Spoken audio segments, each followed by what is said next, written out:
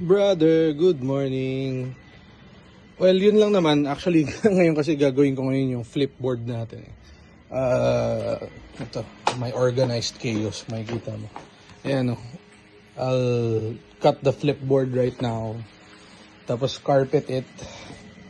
Para doon ko lalagay ko dito and doon. So, one flips here. One flips there.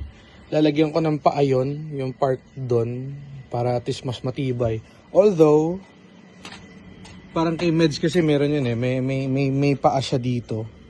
Dito naman, para at least ito, this is the added support kasi yan eh. Added support to nung board natin dito. So, yun lang naman, I'll just cut that right now para makita ko na rin yung flip nun. Tapos, basically, yun na lang naman, dalawa. And, ito, I don't know if I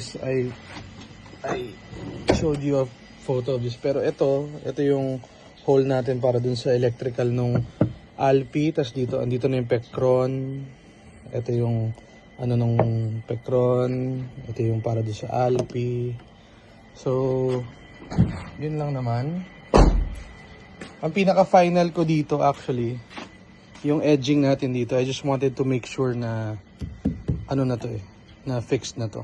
Ito, lalagyan ko pa ilalim na ito. Hindi ko na nagawa kahapon eh. Inabot na ng pagod. But yeah, ito yung edging neto. Edging neto. Tapos edging nun. Yun lang naman. Basically, andito naman na lahat. I just have to install it. Gusto ko lang magawa muna yung flip cover natin. Tapos papatest ko kay Big Show mamayang gabi yung weight niya.